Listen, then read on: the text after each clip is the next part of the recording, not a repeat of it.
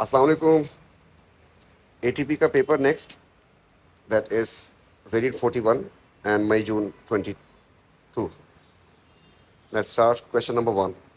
इसमें जो है टाइटेशन के लिए कुछ सेटअप किया हुआ है इसने, और जो है इससे related question number 1, piece of apparatus. इसका नाम जो है सबको पता है, and that is conical flask भी लिखा जाता है इसको, कोनिकल फ्लास्क, या इसका दूसरा नाम जो है that is titration flask.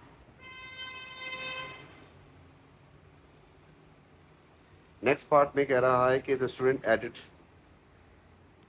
25 centimetre cube disulphuric acid apparatus A flask पे, उसने जो 25 ऐड किया है, वो कह रहा है suitable piece of apparatus to measure 25 के लिए।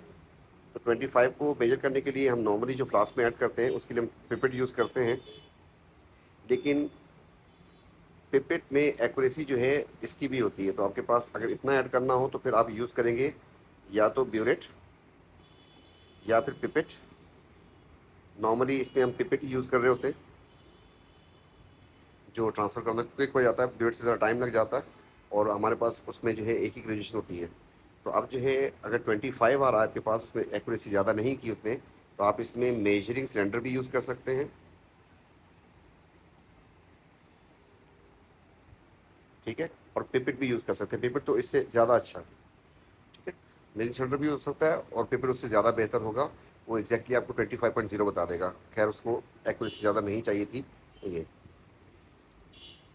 और सिर्फ उसने टेक्निकली खेला भी ये कि आप मेजरिंग सिलेंडर का वर्ड यूज़ करते हैं कि नहीं करते, क्योंकि नॉर्मली हमेशा हम टाइट्रेशन में पिपेट यूज़ कर रहे होते हैं और 25.0 ही लिखा होता है, ठीक है जी। नेक्स्ट पार्ट में the student heated the mixture apparatus A until reach at 60 degree Celsius, suitable piece of apparatus measure temperature. तो टेम्परेचर मेजर करने के लिए आपके पास एक ही चीज़ है, that is thermometer. Next part में आपके पास एक सेटअप आया, इसमें कह रहा है कि place apparatus A hot mixture on white tile. वो जो आपके पास फ्लास्क थी उसको वाइट टाइल पे आपने रख दिया, इसको 10 सेंटीमीटर क्यूब इसमें डाल दिया। उसके बाद जो है टाइम पे कितना टेम्परेचर और कितना टाइम जो है उसको आपने प्लॉट करना था, इन पॉइंट्स को आपने लिखना था। और इसमें आपके पास जो है एक्सिस उसने नहीं दिए, ठीक है। तो आप देखते हैं क्वेश्चन में क्या क्या पूछता है। Label the axis, include appropriate unit. तो आते हैं एक्सिस की तरफ। तो एक्सिस में आप देखें टेम्परेचर जो है उसकी रेंज आ रही है आपके पास 55, मैक्सिमम 20 से 55। तो आपके पास 20 से 55 यहाँ तक ख़त्म हो जाएगा, ठीक है। जबकि यहाँ पर जा रहा है आपके पास टाइम, और टाइम जो है आपके पास 150 तक जा रहा है, तो इसमें तो 150 आ ही नहीं रहा। तो टाइम इस तरफ होगा आपके पास फिर। और दूसरी बात, ये थोड़ा सा उससे अलग किया उसने जानबूझ के, कि अगर आपसे गलती हो सकती है, क्योंकि नॉर्मली टाइम नीचे आ रहा होता है। तो टाइम यहाँ पे कर दिया हमने, एंड दैट इज़, इसका यूनिट भी लिखे लास्ट भी साथ। यहाँ पे आपने कर देना है टेम्परेचर। कोशिश करें कि पूरा वर्ड ही लिख दें यहाँ पर टेम्परेचर, और इसका यूनिट भी लिखें सेल्सियस। तो ये पॉइंट्स दिए थे। इसके बाद जो है आपको put result on the grade हमने डरा दिए। स्मूथ बेस्ट फिट लाइन बना, कर्व बनानी है, उसने कर्व का बता दिया। इसकी बात को फॉलो करना ज़रूरी है, और आपको पता है कि इसमें स्ट्रेट लाइन तो आ नहीं सकती, कर्व ही आनी है, ठीक है। अब इसके लिए करना क्या है, आपको पेंसिल लेके ना पहले इसके ऊपर इस तरीके से आपने घुमा के देखना है कि आपका हाथ पाम जो है वो कहाँ पे सेट हो रहा है। तो आपने इस तरीके से फ्री उससे बनानी होती है, पहले हल्की सी बनाएं, और उसके बाद जो है ना फिर डार्क कर देंगे उसको। हम बनाने की कोशिश करते हैं इसको, और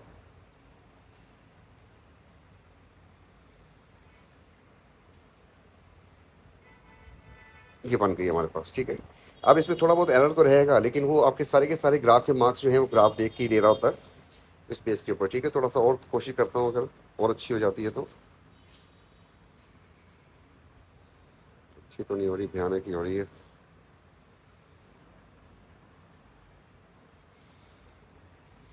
देखते हैं इससे अगर, अभी भी इसमें पॉइंट निकल गया बाहर।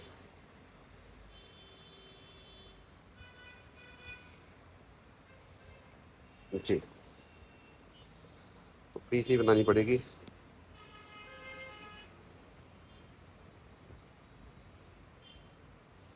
ठीक है, थोड़ा सा रहेगा इसमें मसला फ्री हैंड से। अच्छा जी, बाकी बच्चों की प्रैक्टिस ये कर दिया। इसके बाद कह रहे हैं use the graph determine time taken determine the time taken at 25 degree Celsius. तो आप जाएँ डिग्री सेल्सियस पे, तो आपके पास डिग्री सेल्सियस यहाँ पे आ रहा है 25 पे, आपको जाके उसने आपके इसी से, क्योंकि खास तौर पे इस पर्टिकुलर केस में, वैसे तो आपको हर ग्राफ के क्वेश्चन में जो भी आपसे कहता है आपने उसमें परपेंडिकुलर ड्रॉ करके, टेंजेंट ड्रॉ करके दिखाना होता है। 25 से आपसे कहा है, तो आप 25 पे जाएंगे यहाँ से, और यहाँ से जाके इसको आप टिक कर देंगे। तो यहाँ पर मेरे पास इसका आंसर जो है 80 आ रहा है, तो मैं 80 लिख दूंगा इधर। और हो सकता है मार्किंग स्कीम में कुछ और हो, इस 80 ऊपर हो 80 नीचे हो, तो आप जो है उस हिसाब से जो है वो आपको मार्क देगा कि जो आपने उधर टेंजेंट ड्रॉ किया।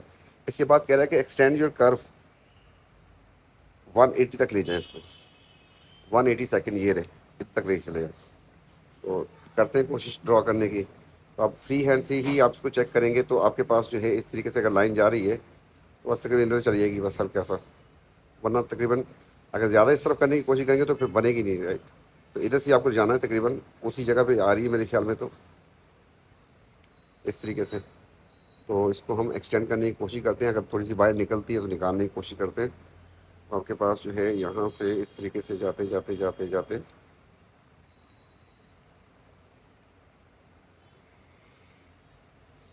एक काम करता हूँ, इसको दोबारा प्लॉट कर लेता हूँ और कलर से, ग्रीन से।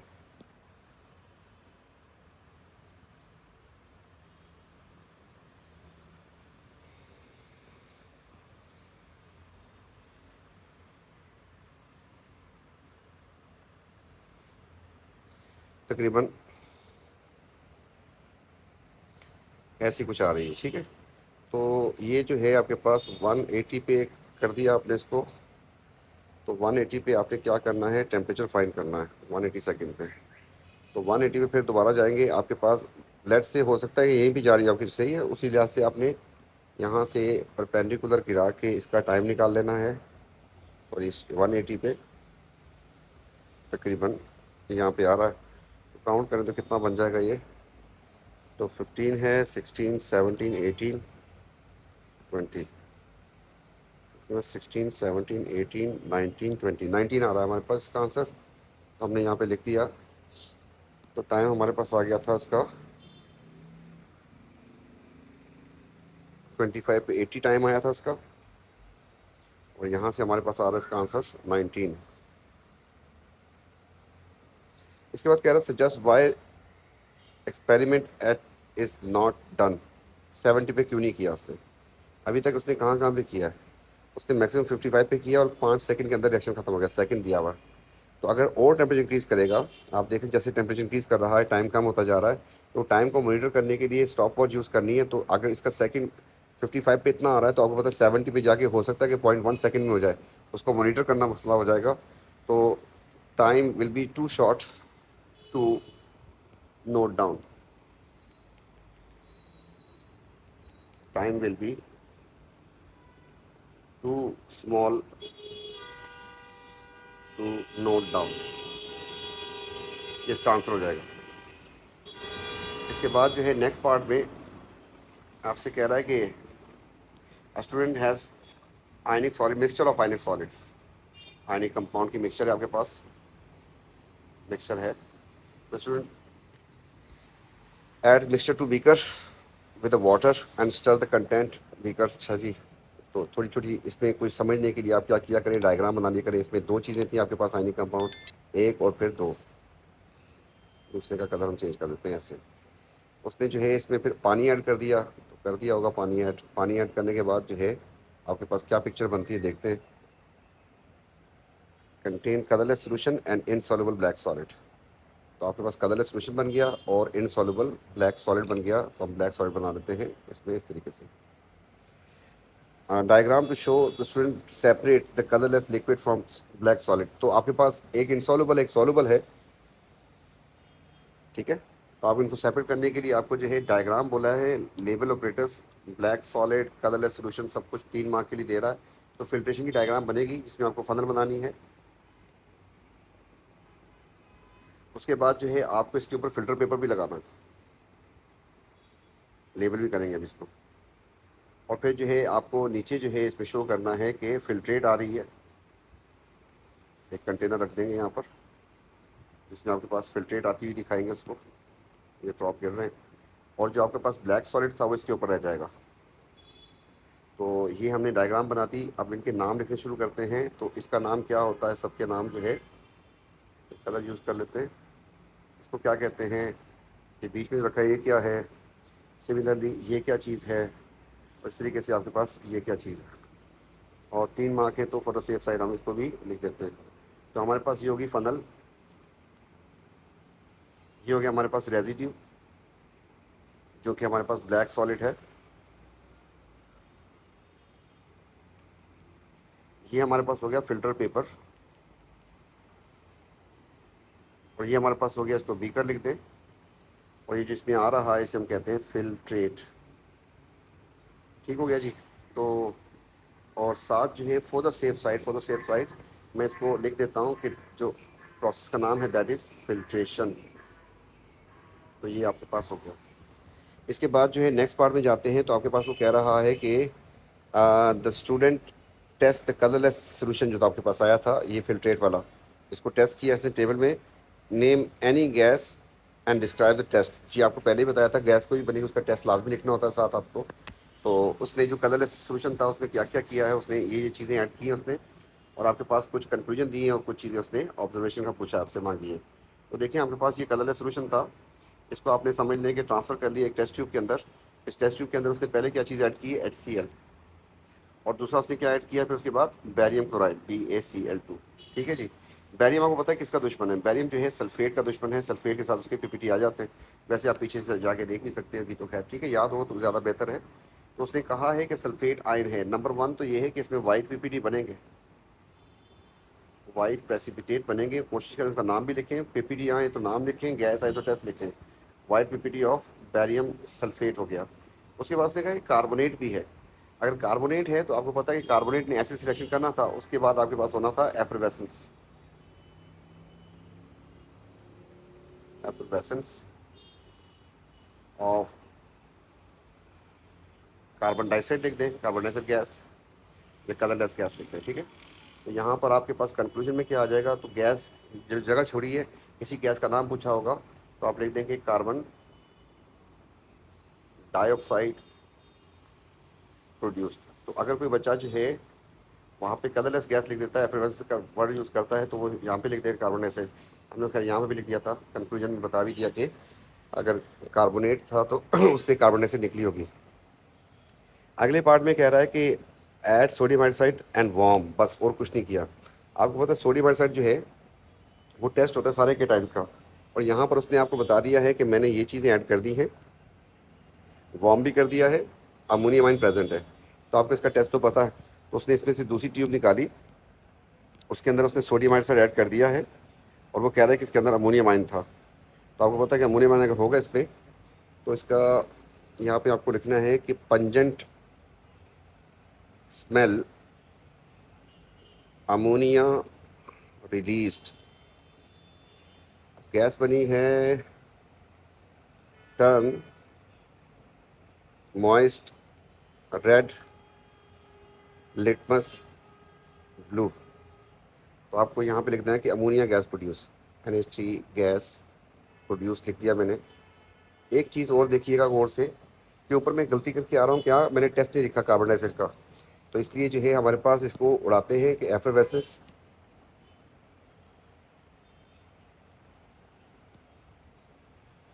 एंड यहाँ पे लिख देते हैं एंड गैस। यह उसने बाउंड किया आपको कि आप जो है डिस्क्राइब करेंगे टेस्ट को अगर गैस बनेगी। तो यहाँ पे नीचे टेस्ट लिखा तो मुझे याद आया कि उसका भी टेस्ट लिखना चाहिए of effervescence of and gas turn lime water, lime water milky. Next part में वो कह रहा है कि इसमें अब उसने क्या किया, एक और ट्यूब निकाली इसमें से, टेस्ट ट्यूब। इसके अंदर उसने ऐड किया है डाइल्यूट नाइट्रिक एसिड HNO3, और उसने सिल्वर ऐड कर दिया। सिल्वर जो है आपको पता है किसका दुश्मन है, हेलाइड्स का दुश्मन है। तो अगर क्लोराइड होता तो वाइट PPT बनेंगे, अगर ब्रोमाइड हो तो ऑफ वाइट या क्रीम PPT बनेंगे, और यहाँ पर बन रहे पेल येलो PPT।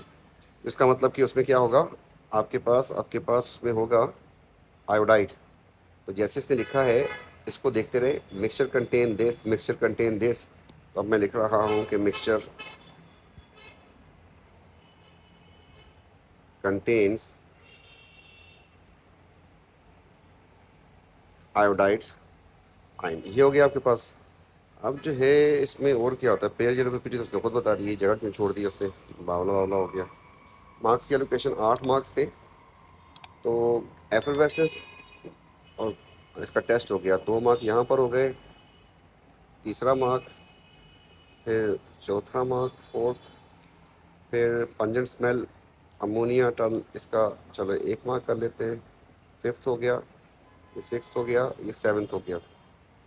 यहाँ पर मार्क्स की एलोकेशन और क्या बन सकती है, तो इसका टेस्ट भी लिखा है हमने, 1 मार्क इसका, 1 मार्क इसका, उधर से तो खैर कुछ नहीं होगा इसका।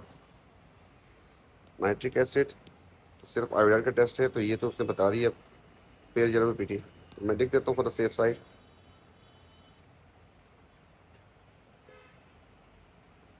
प्रेसिपिटेट ऑफ, उसने लिख तो दिया प्रेसिपिटेट ऑफ, मैं यहाँ पे सिल्वर आयोडाइड लिख देता हूँ, और क्या कर सकता हूँ, और तो इसमें कुछ हो ही नहीं रहा। ये टेस्ट बिल्कुल यूनिक है, अलग करवाया इसने, तो इसमें आपके पास जब ऐड ये चीज़ें की हैं इसने, तो आपके पास सिर्फ आयोडाइड का ही आएगा। कार्बोनेट इसमें, कार्बोनेट इसमें है मिक्सचर में जी। बेटा ये एक मसला छोटा सा आ रहा है कि मिक्सचर में ये भी है और मिक्सचर में कार्बोनेट भी है जो एसिड सिलेक्शन कर जाएगा, तो इसलिए जो है यहाँ से इसको काट देते हैं हम लोग। तो ये मिल गया हमें कि हमें इस मिक्सचर में, क्योंकि आयोडाइड भी है, आपको पता है, गौर से देख लें, सल्फेट भी है, कार्बोनेट भी है, अमोनियम भी है और आयोडाइड भी है। तो आपके पास अमोनियम है, आयोडाइड है, कार्बोनेट है एंड सल्फेट है, तो इसलिए आपके पास एफरवेसेंस यहाँ पे भी आएंगे क्योंकि आपने एसिड ऐड किया। तो ये बात जो है हमने मार्क्स एलोकेशन से पकड़ ली कि एफरवेसेंस आ जाएंगे आपके पास ऑफ CO2 गैस, और फिर लिखेंगे आगे इसका test, turn lime water milky, repeat हो रहा है, बहरहाल खैर हो गई। तो कार्बन डाइऑक्साइड गैस रिलीज्ड, इसमें कह रहा है कंक्लूजन 2 और 3 only the name of ionic compound in the mixture, 2 और 3 को सिर्फ देखना है। तो 2 में आपके पास क्या चीज़ प्रूव हुई है, अमोनियम आइन, इसका फार्मूला NH4 होता है, पॉजिटिव होता है इसके ऊपर। एंड 3 में आपके पास आयोडाइड आ रहा है, कार्बोनेट भी आ रहा है बहरहाल, ठीक है, आयोडाइड, तो कार्बोनेट तो ऊपर भी आ रहा है, तो हमें सिर्फ इस यूनिक को उठाना है। तो आपके पास सोडियम अमोनियम आयोडाइड लिख दें, ये भी सही है। और टेस्ट 3 में क्योंकि अगर मैंने ये लिखा है कि कार्बोनेट भी इसमें प्रेजेंट है, तो फिर आप जो है इसमें यहाँ पे मुझे लिखना चाहिए, क्योंकि एफएफएस का अगर मैं लिख रहा हूँ आयोडाइड एंड कार्बोनेट प्रेजेंट, तो आप जो है यहाँ से अमोनियम की बात सुन लें गौर से, और यहाँ से आपके पास आयोडाइड भी लिख सकते हैं साथ उसके, ये वाला नेगेटिव भी, अमोनियम कार्बोनेट भी सही आंसर होगा एंड अमोनियम आयोडाइड भी आंसर बिल्कुल करेक्ट होगा। सो दिस इज, अच्छा टेस्ट 1 को उसने बोला निगेट कर दे, बहरहाल तो हम दोनों लिख देते हैं। तो एक तो हमारे पास अमोनियम आयोडाइड, ठीक है, ये आंसर बन जाएगा, और जो है दूसरा हमारे पास अमोनियम कार्बोनेट भी बिल्कुल लिख सकते हैं विदाउट एनी हैजल।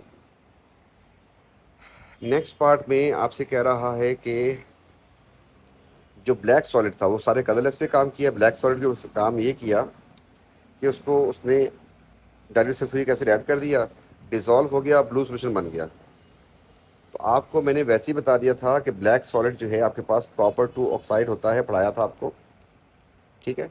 तो उसी ने उससे रिएक्शन किया, आपके पास ब्लू सोल्यूशन बन गया, तो असल में ये कॉपर ऑक्साइड था जो H2SO4 सिलेक्शन करके कॉपर सल्फेट बन गया होगा, राइट। तो इसलिए जो है ये जब इसने बता दिया तो हम बताएंगे कि black solid was copper 2 oxide, या CuO लिख दें। और जो बच्चे बिल्कुल जिन्होंने ये लिख दिया है कि कॉपर आयन इज प्रेजेंट, तो black solid has, black solid में कॉपर आयन था, तब भी उनको मार्क मिल जाएगा, वो भी ठीक है। नेक्स्ट पार्ट में वो कह रहा है कि to some of the blue solution, जो इससे सोल्यूशन बन गया था, उसमें उसने ऐड किया सोडियम हाइड्रोक्साइड, आपको पता चल गया कॉपर आयन है, और जो है लाइट ब्लू पीपीटी बन के रिमेन इनसॉल्युबल, तो कॉपर आयन की कंफर्मेशन हो गई यहाँ पे, कॉपर आयन इज प्रेजेंट। उसके बाद उसने दूसरा पार्ट क्या किया है, दूसरा उसने अमोनिया यूज़ कर लिया यहाँ पर। तो आपको पता है अमोनिया में कॉपर आयन के पीपीटी ब्लू आते तो हैं, तो blue PPT form until excess, तो which dissolve in excess to produce dark blue, deep blue solution। ठीक है, उसकी इंटेंसिटी फिर काफ़ी ज़्यादा हो जाती है। तो ये नेक्स्ट पार्ट में वो कह रहा है आपसे कि 3 कलरलेस लिक्विड्स हैं, ये वो प्लानिंग वाला क्वेश्चन आ गया। एक्स वाई जेड होंगे, ऑर्गेनिक लिक्विड्स हैं, अच्छी बात हो गई। One is alkene, the other is alcohol and the other is a carboxylic acid. अच्छा जी, how but the student does not know which liquid is which. अच्छी बात है। Describe series of tests to determine which liquid is X Y Z, alkene, alcohol and carboxylic acid, पहचानना है इसको। अच्छा, 3 mark, 8 mark है इसके। आगे कह रहा है कि each liquid must be identified by positive test. ठीक हो गया। अब आप सोचें, एल्कीन के लिए तो मुझे ब्रोमीन चाहिए होती है, अगर याद है तो एल्कोहल के लिए आपको टेस्ट KMnO4 से ऑक्सीडाइज हो जाएगा, ये पर्पल टू कलरलेस हो जाएगा। एंड कार्बोक्सिलिक एसिड के लिए आप या तो कोई मेटल डाल दें इसके अंदर, तो आपके पास बबल्स ऑफ हाइड्रोजन आ जाएंगे, या फिर इसमें आप कार्बोनेट डाल दें। तो नॉर्मली कार्बोनेट यूज़ किया जाता है, तो आप दोनों में से कोई भी यूज़ कर सकते हैं। अब देखते हैं हमें दे क्या रहा है वो। लिक्विड दे दिए पोटेशियम मैंगनेट, तो हमें पोटेशियम मैंगनेट इसका टेस्ट हो गया, एक्वस ब्रोमीन इसका टेस्ट हो गया, कैल्शियम कार्बोनेट इसका टेस्ट हो गया, ऑपरेटर्स फाउंड इन स्कूल, तो आपको सब कुछ तो बता दिया इसने। अच्छा, इसके बाद वो कह रहे हैं कि योर डिस्क्रिप्शन टेस्ट क्या होगा, operators needed to test how the result of test can be use to identify, क्योंकि जो पॉजिटिव आएंगे नेगेटिव उसको भी आपको बताना है, ये वाली बात को नोट कर लें आप लोग। एंड अगली बात जो है ये बिल्कुल ही अलग बात कर रहा है, कह रहा है कि safety risk involve in doing one of the test. One of the test को भी मार्क कर लेते हैं कि सिर्फ एक टेस्ट की बात हो रही है, एंड प्रिकॉशन भी चाहिए उसको टू अवॉइड दिस रिस्क। पहले रिस्क पहचानना है, उसके बाद जो है तो बिस्मिल्लाह करते हैं, देखते हैं। आपको मैं हमेशा कहा कि एक काम कर लिया करें कि अगर आपके पास ऐसे टेस्ट आते हैं तो आप एक टेबल बना के देखें। ये देखें, एक्स लिख दिया आपने, वाई लिख दिया एंड जेड लिख दिया। अब आपने इसमें से कुछ एज्यूम कर लेना है कि इनमें से एक एल्कीन है, एज्यूम करना पड़ेगा क्योंकि पता तो उसको आपको भी नहीं, उसको भी नहीं पता। तो आपने इस तरीके से एक टेबल बनाया, 3 केमिकल आपको चाहिए इसको टेस्ट करने के लिए, कहानी ख़त्म हो जाएगी। तो लेट्स से मैंने इसमें एक में एक्वस ब्रोमीन ऐड कर दिया, सब में ऐड किया बल्कि एक्वस ब्रोमीन। जहाँ पर कलर चेंज हो जाएगा वो क्या हो जाएगा, एल्कीन हो जाएगा। इसके बाद मैंने ऐड कर दिया KMnO4, तो जहाँ पर पर्पल टू कलरलेस हो जाएगा इसका मतलब क्या हो जाएगा, वो एल्कोहल था। और इस तरीके से आपने यूज़ किया कैल्शियम कार्बोनेट, जहाँ से फिजिंग आ जाएगी वो क्या हो जाएगा आपके पास, कार वो हो जाएगा। तो फॉर एग्जाम्पल मैं कहता हूँ यहाँ पे आ गया नो चेंज, लेट्स से यहाँ पर आपके पास हो गया कि रेड ब्राउन टू कलरलेस। तो आप जो है इसी टेबल को, इसी को बेस पे बना देते हैं, फिर इसको लिख भी देते हैं आखिर में। तो इस टेबल को जो है हम यहाँ पर बनाते हैं, और आप इस तरीके से टेबल बना देंगे, सारे का सारा जो है मामला उसी के अंदर क्लियर हो जाएगा। तो यहाँ पे केमिकल टेस्ट हो गया आपके पास, एक और फिर दो और फिर तीन, ये चीज़ें आ गई। फिर जगह से हम उड़ा देंगे जिस चीज़ की ज़रूरत नहीं होगी, तो यहाँ से आपके पास, तो आपके पास इधर हमने लिख दिया कि टेस्ट है, और जो है फिर आपके पास ये एक्स है और ये वाई है और ये जेड है। तो टेस्ट में हम पहला जो करने जा रहे हैं that is we are adding what, aqueous bromine. तो हमने दूसरा हमने करना है इसमें क्या चीज़, KMnO4। तो जगह कम करनी है तो कम भी कर लेते हैं क्योंकि लिखना होगा थोड़ा सा, ये कर देते हैं। दूसरे टेस्ट के लिए काफ़ी है जगह, तीसरे टेस्ट के लिए ये जगह भी काफ़ी है, और बाकी जो है हम इसको उड़ा देते हैं, हमें शायद ज़रूरत ना पड़े इसकी। तो फिर अगर डिस्क्रिप्शन लिखनी हो डिस्क्रिप्शन की फॉर्म में लिख सकते हैं, आपकी मर्ज़ी है। तो 3 टेस्ट जो करने थे आपने इसमें ऐड कर दिया एक्वस ब्रोमीन,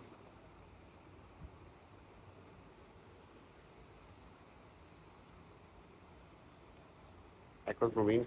दूसरे में आपने ऐड कर दिया कि क्या चीज़ दी, एसिडिफाइड KMnO4। तो तो आप लिख दें KMnO4 ऐसे लिख दें, साथ एसिडिफाइड के लिए ये लगा दें, और तीसरी आपने यूज़ की कैल्शियम कार्बोनेट। तो ये, तो अगर फॉर एग्जांपल आप इसमें से खुद ही आपको थोड़ा सा सोचना पड़ेगा, उसको बना के देना, खाली नहीं छोड़ना।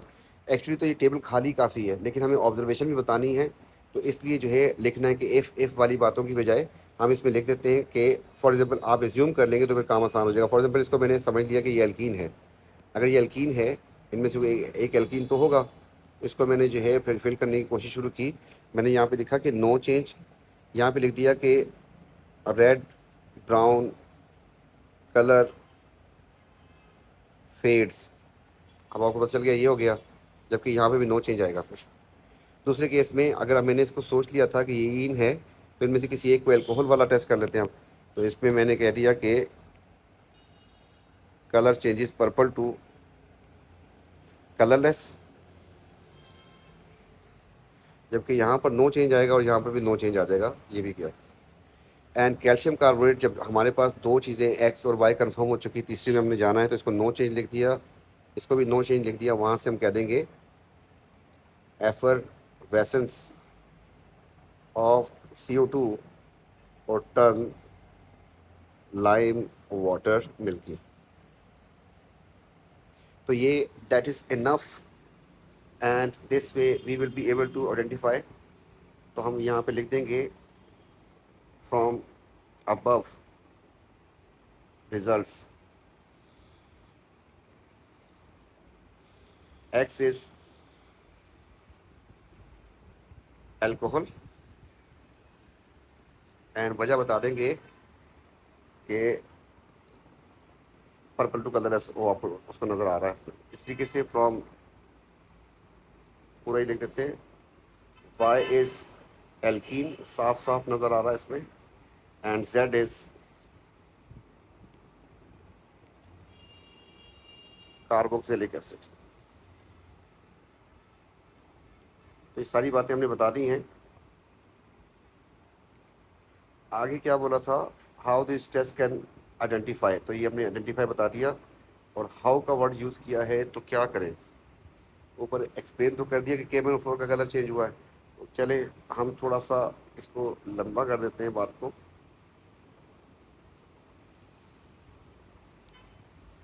तो पहली बात, अल्कोहल को क्यों हमने आइडेंटिफाई किया, turns KMnO4 purple to,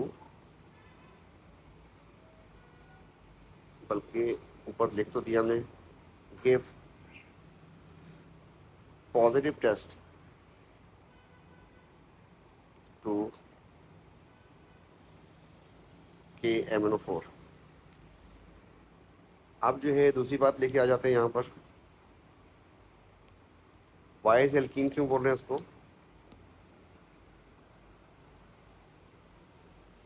gives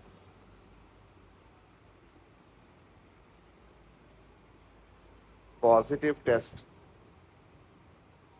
to aqueous bromine. मैं आपसे कह रहा हूँ कि टेबल ही काफ़ी था, बहरहाल खैर उससे काफ़ी क्लियर हो गया। चले, और उसके बाद जो है while Z is carboxylic acid,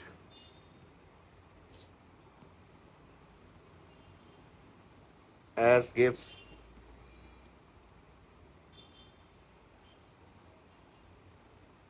positive test to calcium carbonate। ये हो गया। अब आपके पास सेफ्टी आप रिस्क किसी एक एक्सपेरिमेंट में, देखिए सारे के सारे जो आपके पास ये आ रहे हैं ना, अल्कोहल भी एल्कीन भी, और ख़ास तौर पे ये दोनों कार्बोक्सिलिक एसिड, तो हम हाउस होल्ड में भी यूज़ करते हैं उसको, आग के चांसेस कम होते हैं, लेकिन अल्कोहल और एल्कीन को आग लग सकती है। तो नेकेड फ्लेम से इसको दूर रखना है। तो एक जो है सेफ्टी हमने पहचानी इसमें कि alkene and alcohols are flammable.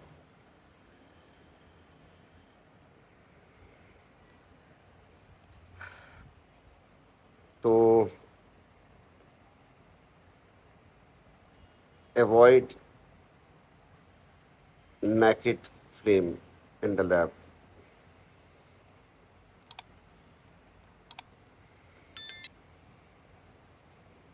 Don't use naked flame। दूसरा क्या हो सकता है कि एसिड जो है क्रोजिव होते हैं, खैर ऑर्गेनिक एसिड तो नहीं होते और तो कोई खास, KMnO4 भी होता है क्रोजिव। अच्छा, एक्वस ब्रोमीन के भी आपके पास वेपर्स का मसला आता है। खैर, आपको जो चीज़ें पता हैं उसकी बेस के ऊपर आप लिख सकते हैं एसिड इज क्रोजिव, सारे एसिड क्रोजिव होते हैं। इसके लिए आप क्या करें, wear gloves, lab coat. Bromine जो है वो इनहेल होने में मसला करती है। ब्रोमीन जो है, क्लोरीन जो है, ये अच्छे नहीं होते, ये टॉक्सिक होते हैं, तो इनके वेपर्स जो है डिस्ट्रॉय करते हैं। हिटलर ने भी क्लोरीन से ही मारा था जीव्स को, तो इसलिए जो है ब्रोमीन का भी सेम सा काम चल रहा होता है। तो आप जो है इसके लिए गैस मास्क जो है वेयर कर लेंगे अगर ब्रोमीन का आप लिखते हैं कि वो हैज़र्ड है। खैर, उसको हैज़र्ड तो खुद बताने चाहिए थे आपको, जो पता थे उसकी वजह से सिर्फ फ्लेमेबल था और क्रोजिव का वाली बात पता थी। ठीक है, KMnO4 भी ऑक्सीडाइजिंग एजेंट होता है, तो ये भी डैमेज करता है, तो इसलिए जो है इसके लिए हम क्या करते हैं, नॉर्मली ग्लव्स ही वेयर कर रहे होते हैं। तो ये हो गया आपके पास प्लानिंग का। इसके बाद जो है नेक्स्ट क्वेश्चन आ गया आपके पास, the student determine concentration of sodium hydroxide by titrating with citric acid. Citric acid का फार्मूला दिया हुआ है। Record the mass of empty beakers, चले बाद में देखते हैं अगर जरूरत पड़ेगी तो। The student use incorrect piece of operators to measure the volume. अच्छा, जरूरत तो पड़ गई पहले से। Record the mass of empty beaker, record the mass of beaker with citric acid, add distilled water to be stir, dissolve, transfer all the aqueous citric acid into 250 centimeter volumetric flask, fill the volume up to the mark, measure, use measuring standard to 25। ये वाली बात तो 25.0 आ रहा है, तो आपके पास ज़्यादा accurate जो है in correct piece of operators आपके पास हो गया measuring standard.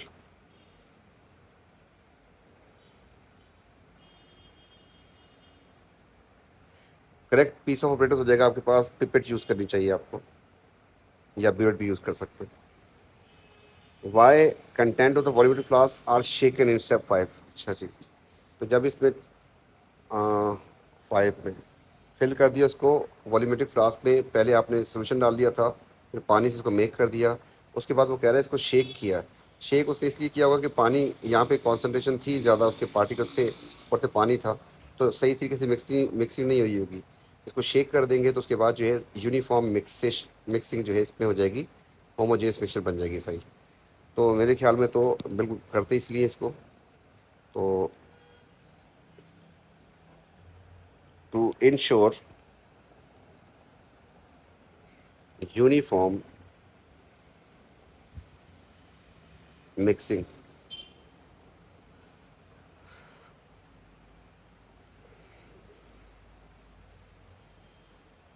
all parts of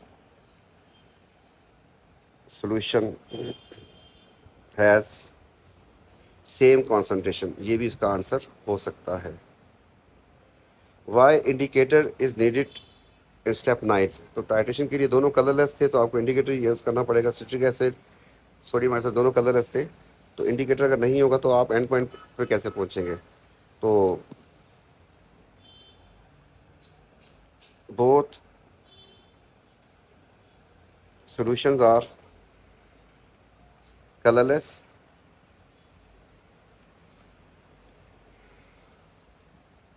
so to locate end point of titration, end point उसके बगैर पता नहीं चलेगा where the titration has been done, where all the reaction has been completed। तो ये इसके बाद आपको ये इलेक्ट्रॉनिक बैलेंस के ऊपर जो है वेइंग करके दिखा रहा है। इसका आंसर जो है जो भी आए आपको 2 डेसिमल तक लिखना होगा, आपको दे रहा है 2 डेसिमल तक। इसका आंसर फॉर एग्जांपल आपके पास अगर आ जाता है, लेट से 4 आ जाता है, तो आप 4 नहीं लिखेंगे, आपको ये लिखना पड़ेगा साथ। ठीक है, तो माइनस कर देते हैं इसको, 50.32 माइनस 45.36, आंसर आ गया 4.96। 4.96 देख लेते हैं दोबारा, आगे गलती ना हो, कैलकुलेशन में यूज़ करना पड़ गया तो। चलो जी, यही है। Calculate number of moles of citric acid, तो आपने निकाला क्या है, मास ऑफ सिट्रिक एसिड निकाला है। आप मोल्स निकालने हैं, आपको MR, ये तीन, इसका ख्याल कीजिएगा, इधर मार्क काटने के लिए रेडी बैठा हुआ है ज़रा, तो आंसर जो भी आएगा। तो यहाँ पे आपने मोल्स निकालने हैं, तो आपने mole is equal to mass upon MR होता है, तो 4.96 डिवाइड बाई 192 कर देते हैं इसको, आंसर को डिवाइड बाई 192, तो आंसर आ गया 3 फिगर। तो या तो लिखते हैं 0.025, और ये 8 जो है इसको फाइनल करना है, 8 ही लिखना पड़ेगा यहाँ पे, या फिर इसको 2.58 एक्सपोनेंट -2, शुक्र। तो ये बन गया इसका answer. Let me cross check, 96 divide by 190, तो 258 6। Calculate the concentration of citric acid in volumetric flask. अच्छा जी, आप देखें पिछले पार्ट में आपने क्या निकाला, आपको निकालना क्या है, कॉन्सेंट्रेशन निकालनी है, मोल्स अपॉन वॉल्यूम। आप जाके चेक करें पिछले पार्ट में क्या निकाला है, मोल्स निकाले सिट्रिक एसिड के आपने, ठीक है। मोल्स आपके पास आ चुके हैं, एक मार्क इसकी है कि आसानी होगा, ठीक है, मतलब कोई टेक्निकल चीज़ नहीं होगी। 0.0258 लिख दिया आपने मोल्स। वॉल्यूम जो है वॉल्यूमेट्रिक फ्लास्क का कितना था, तो वॉल्यूमेट्रिक फ्लास्क का वॉल्यूम था 250, तो 250 सेंटीमीटर क्यूब है, क्योंकि डिवाइड बाई 1000 कर देंगे, तो इसका मतलब हो गया 0.25 से डिवाइड करना आंसर को, डिवाइड बाई 0.25, तो आंसर आ गया 0.1033 आ रहा है, काफ़ी है, 3 सेकंड फिगर हो जाएंगे इसमें भी। तो मोलर कैलकुलेशन में 3 सिग्निफिकेंट फिगर लाजमी नॉर्मली साथ के छपे होते हैं। इसके बाद आपके पास ये टाइट्रेशन वाला आ गया, तो ये हमने फिल कर दिया था कि इसमें आपको पता चल जाए, जल्दी हो जाए थोड़ा काम। अब इसको माइनस करना था इसको, तो हमारे पास ये सिंपल माइनस हो जाएगा, 7 में से ये 5, और जैसे आपके पास 1, और इधर ये आ गया ये। अब यहाँ पे देखें तो इस क्वेश्चन को देखा था हमने, इसमें आपके पास जो होता क्या है कि 0.2 वालों को हमने टिक करना होता है। इसमें देखिए 0.2 का डिफरेंस है, ठीक है, टिक कर सकते हैं। अच्छा, इसमें तो नहीं है 0.2 का डिफरेंस, बहुत ज़्यादा है। सिमिलरली अगर इसको देखें तो इसमें 0.1 का डिफरेंस है, इसमें 0.1 का डिफरेंस है, और इसको देखें तो 0.1 का डिफरेंस यहाँ पे भी आ रहा है। तो आपके पास हमें 0.2 जो है वो मैक्सिमम रेंज होती है जिसमें हमें जिसके अंदर का सिलेक्ट करना होता है। तो अगर आप इन दोनों को देखें तो आपके पास 0.1 का डिफरेंस आ रहा है, और अगर आप इन दोनों को देखें तो 0.1 का डिफरेंस आ रहा है। तो ये तो उससे मतलब 0.2 के डिफरेंस ज़्यादा बेहतर हो गया। तो हमें इन तीनों को, क्योंकि तीनों में 0.1 का डिफरेंस आ रहा है, तो this is the difference is too small, इसलिए जो है हम इसको तीनों को टिक करेंगे। तो ये भी एक यूनिक चीज़ हो गई, याद रखिएगा। आइंदा कभी 0.2 का डिफरेंस होगा उनको तो टिक करना होता, तो 0.1 तो उससे और ज़्यादा एक्यूरेट है, और किसी दिन आपको ऐसे उठा के दे दे कि ये भी 30.7 है, 30.7, तो बिल्कुल बेस्ट हो गया, ये तो 0.2 के अंदर ही आ रही रेंज की। तो compare the compare the table by taking the titration result, why you have take these values. तो difference very close, difference is too small, वो भी वही की बात है। Results are close enough, and साथ इसके बाद लिख सकते हैं कि close with in range of 0.2 centimetre cube. इसका मतलब आपके सिलेबस का पार्ट है, बिल्कुल आपके सिलेबस का पार्ट है ये, कि 0.2 का डिफरेंस हमें इसे देख जाते थे इसको, ठीक है। ए लेवल में जाएंगे तो आपके पास 0.1 की एक्यूरेसी बनती है, 0.1 वालों को देखना होता है, बार आगे बढ़ते हैं। तो आपके पास यहाँ पे आगे चलते हैं, तो आपके पास कह रहा है कि एवरेज निकाल दो बेस्ट टू। अब आपको तीनों को ऐड करना है और 3 से डिवाइड करना है, तो इनका जो मिड होगा वो आ जाएगा आपके पास, और आप जो है करके इसको निकालेंगे भी तो ये बन जाएगा 30.8, कहानी खत्म, ठीक है। एफ को यूज़ करें, मोल्स निकालें सिट्रिक एसिड के 25 में। तो मोल के लिए आपके पास ये फार्मूला, क्योंकि केमिस्ट्री इसमें एटीपी में फ्रीक्वेंटली चलता है, तो वॉल्यूम तो उसने बता दी है, 25/1000 कर देता हूँ इसको मैं। और कॉन्सेंट्रेशन जो है सिट्रिक एसिड की एफ में होगी, फिर एफ का जो बोल रहा है ये बोला ना इसने एफ को यूज़ करें, तो एफ चलते हैं कहाँ पे है, एफ कॉन्सेंट्रेशन आप निकाल चुके हैं 0.103, तो आपने यहाँ पे लिख दिया 0.103 और आपके पास आंसर अभी आ ही जाएगा। तो हम आंसर की बात करते हैं तो 0.103 इंटू 0.025, तो आंसर आ गया हमारे पास 2.576 कर देते हैं उसको, एक्सपोनेंट -3। अगला आपको पता है उससे क्या करवाना होता है। अब आपसे कह रहा है कि मोल्स ऑफ सोडियम आयोडाइड निकालो। अच्छा, आपके पास अगर इसका 1 मोल हो तो इसके आपके पास कितने मोल्स होते हैं? 3 होते हैं। आपने पीछे किसके मोल्स निकाले? सिट्रिक एसिड के मोल्स निकाले। ठीक है, if you can see moles of citric acid निकाले आपने 2.56, तो आप लिखें फिर 2.56 एक्सपोनेंट -3, इसको कर देंगे एक्स, क्रॉस मल्टीप्लाई करेंगे उसके 3 टाइम ज़्यादा हो जाएंगे, 3 से मल्टीप्लाई कर दिया, तो आंसर आ गया आपके पास 7.725 एक्सपोनेंट -3। ठीक है, कुछ बच्चे सोच रहे होंगे 4 क्यों लिख दिए सिग्निफिकेंट, 4 तो ज़्यादा बेहतर होते हैं। ठीक है, 3 एटलीस्ट लेके चल रहे। अब वो कह रहा है कॉन्सनट्रेशन निकाल दो। माशाल्लाह, मोल निकाल दिया आपने, कॉन्सनट्रेशन निकालते हैं। 1 मार्क का है, सिंपल ही होगा फिर, N/V।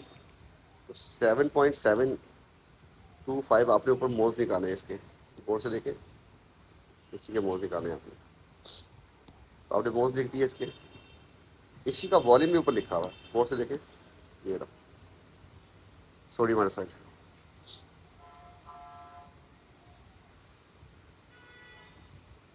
यही है ना वॉल्यूम इसका, एक में एवरेज हो जाता है तो यही बनेगा इसका volume. Number of moles reacted with citric acid in this, ठीक है, बिल्कुल यही है। तो आपके पास 25/1000 कर देंगे इसको, मतलब डिवाइड बाई 0.025, तो आपके पास आ गई कॉन्सनट्रेशन 0.309 और कहानी खत्म। नेक्स्ट पार्ट जो है उसमें कह रहा है एम पार्ट में, इतना लिया sodium iodide added to excess of, इसकी एक्सेस है, मतलब डिपेंड इसी पे करेगा फिर, ये लिमिटिंग हो गया। मार्क कर लें कि आपको कैलकुलेशन इस हिसाब से करनी है, दिस इज लिमिटिंग रिएक्टेंट। अच्छा जी, तो पूछा क्या है, use your answer to the previous one आए मोल्स ऑफ दिस, आपको इससे मोल्स निकालने। चले, अंडरलाइन किया इक्वेशन आपके पास है, इसके आपको मोल्स निकालने, आप लिखिए मोल एंड फिर लिखिए मोल, 2 मार्क है, ये देता है आपको पता है मोल विद इक्वेशन वाला ये। और पार्ट आई में आपने क्या निकाला हुआ है? कॉन्सेंट्रेशन निकाली है इसकी, इसकी आपने कॉन्सेंट्रेशन निकाली हुई है और वॉल्यूम आपको दिया हुआ है। तो जिस चीज़ की कॉन्सेंट्रेशन वॉल्यूम दे दे, रिलेट आपको इससे करना था, तो कॉन्सेंट्रेशन वॉल्यूम देगा तो हम क्या लिखेंगे? मोल एंड मोल। आपको बात याद है कि नीचे वाली लाइन में आपको क्वेश्चन से लिखना होता है और ऊपर वाली लाइन आपके पास इक्वेशन से आती है। इक्वेशन में आपके पास कितने मोल्स हैं? इसके 2, इसके कितने मोल्स हैं? 1, जान छोटी। अब आपके पास इसके मोल्स निकालने के लिए आप क्या करेंगे, इसका वॉल्यूम भी दिया, इसकी कॉन्सेंट्रेशन भी दी हुई है, तो आपके पास मोल्स बन जाएंगे C/V से, तो 0.309 इंटू 25/1000 करेंगे तो आंसर आ जाएगा, मतलब मल्टीप्लाई करना 0.025 से, तो आपके पास आ रहे हैं मोल्स 0.309 एंड इंटू 0.025। दूसरा ही आंसर आ रहा है, आने दें, 7.725 एक्सपोनेंट -3 आ रहा है, इसको कर देंगे एक्स, तो इसका मतलब हो जाएगा, इसको इससे मल्टीप्लाई कर दिया 1 से और डिवाइड कर देना 2 से, तो डिवाइड बाई 2 किया, इसको आंसर आ गया आपके पास 3.86 exponent -3। State the colour of precipitate, आपको नज़र आ रहा है कि ये आयरन 2 है, तो आयरन 2 जो है उसी में सोडियम जब ऐड कर देते हैं, आपको पता है कि इसके पीपीटी कैसे आएंगे, तो डर्टी ग्रीन या ग्रीन, ठीक है, डर्टी ग्रीन पीपीटी। बल्कि आप एक काम कीजिएगा, आपके पास जो है डेटा शीट देता है आपको, उसकी बेस पे आप उठा के लिखें, तो देखें कि आयरन की पीपीटी कैसे दी है उसने, तो ग्रीन पीपीटी दी है उसने आपने आपको, सही है, सोडियम हाइड्रोक्साइड के साथ, तो इसका हाइड्रोक्साइड जी ही इसके साथ मिलता है, हाइड्रोक्साइड, और ये मिलके आपके पास ये सारे हाइड्रोक्साइड ही बनते हैं। ठीक है, तो ग्रीन पीपीटी लिखना चाहिए हमें, तो चलते हैं वापस, तो जो पीछे लिखा है आप उसको यूज़ करेंगे, ग्रीन पीपीटी। नेक्स्ट क्वेश्चन में आपके पास जो है ये स्टेम दिए हैं, पहले इसको फिल कर लेते हैं। तो अगर आप इसको देख सकें तो गलती नहीं करनी। तो वो क्या होता है कि आपके पास जिस तरफ इंक्रीज़ हो उस तरफ नोट करना होता है आपको। तो इंक्रीज़ चल रहा है आपका इस तरीके से, सही है। तो यहाँ पर आपके पास आ रही है इनिशियल और फाइनल। तो इनिशियल आपके पास, आपको पता है कि इसमें लिखा भी हुआ है इनिशियल, ठीक है, कम वाली है। तो 19 लिखा और इधर आपने लिख दिया 28। अब अगर मार्क कट जाएगा, क्यों कट जाएगा, इसलिए कट जाएगा। आप देखिए 20 और 19 मतलब एक में, एक का डिफरेंस है। स्मॉलेस्ट ग्रेजुएशन कितनी आ रही है, इसका मतलब कि इसकी स्मॉलेस्ट ग्रेजुएशन कितने की है, 0.1 की। इसलिए आपको लिखना पड़ेगा 19.0, वरना मार्क आपका कटेगा, ये भी लिखना पड़ेगा। तो ये आपको देखना होता है कि उसकी स्मॉलेस्ट डिवीजन कितनी है, उसके लिहाज से आपको ये करना होगा। इस तरीके से इसका आंसर जो आएगा वो आपके पास आ जाएगा 9 मेरे ख्याल में, या चलो 28 माइनस 19, तो 9 आ गया आपके पास। Suggest the type of reaction taking place. तो आपके पास इनिशियल टेम्परेचर कितना था, कम था, फाइनल ज़्यादा हो गया। टेम्परेचर ज़्यादा हो रहा है, इसका मतलब एक्सो थर्मिक है। तो उसकी वजह क्या है कि टेम्परेचर जो है आपका वो राइज हो रहा है, एंडो में फॉल होता है। Student repeat using 2 molar instead of 1 molar hydrochloric acid. Concentration double कर दी इसने, किसकी, HCl की। अगली बात कह रहा है कि ऑल वॉल्यूम केप्ट कांस्टेंट, मतलब जो सोल्यूशन का वॉल्यूम था पहले जितना था उतना ही है। एंड एक्वा सोडियम एसिड अभी भी एक्सेस में है, इसका मतलब डिपेंड इस पर कर रहा है, हमने पढ़ा नहीं इसको, इसका मतलब इसके ऊपर ही रेट वो डिपेंड करेगा। अब वो कह रहा है कि टेम्परेचर प्रिडिक्ट करें। देखिए गौर से, पहले आपके पास कॉन्सेंट्रेशन थी 0.1, सॉरी 1 मोलर, अब आपने 2 मोलर कर दी है। आपके पास वॉल्यूम जब सेम है तो आपके पास कॉन्सेंट्रेशन तो ज़्यादा होगी ना, ज़्यादा। तो इसका मतलब ये होगा कि अगर इसमें आपके पास 4 थे, इसमें आपके पास 8 आ गए। तो अगर आपके पास 4 से जो टेम्परेचर बन रहा था, 4 से आपके पास, ये एक्सपेरिमेंट उसने किया है मेरे ख्याल में 0.1 के साथ, इस वक्त टेम्परेचर राइज कितना आया था आपके पास, 9 का। उस वक्त आपने मोल्स डबल कर दिए हैं उसके, कॉन्सेंट्रेशन डबल कर दिया आपने, एंड वॉल्यूम सेम रखा।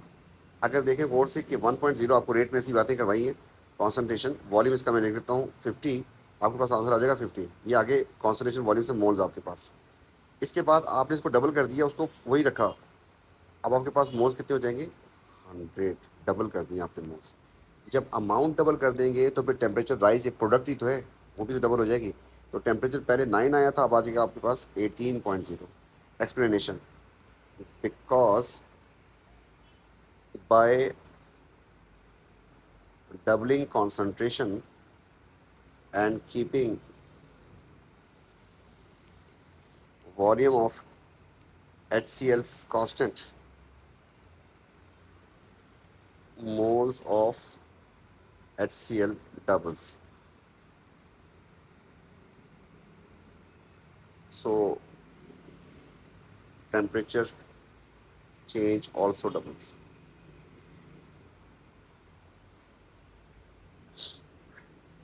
The temperature change measured in lower is lower than expected. ये तो हमेशा ही होगा आपके पास। Suggest reason, तो आपके पास heat loss to surrounding. Suggest improvement. अच्छा, देखें मेटल कंटेनर तो नहीं, ग्लास स्पीकर यूज़ किया है। तो ग्लास स्पीकर से हीट कंडक्शन ज़्यादा होती है। यूज़ प्लास्टिक कप, एक काम ये कर ले वो। दूसरा ये कर सकता है कि ये आपके पास बीकर है ना ग्लास का, तो आप जो है ना इसको एक बड़े बीकर में रख दें और साथ इधर कॉटन लगा दें। इसको हम कहते हैं लैगिंग कर दें इसकी, या फिर इंसोलेट कर दें इसको। होगा क्या इससे आपके पास कम, इस तरीके से आपने थर्मोमीटर लगा के ये काम कर रहे थे, आप इसका जो ऊपर की हीट जो लॉस हो रही थी उसको कवर करने के लिए आप इसके ऊपर क्या लगा दें, लेड लगा दें।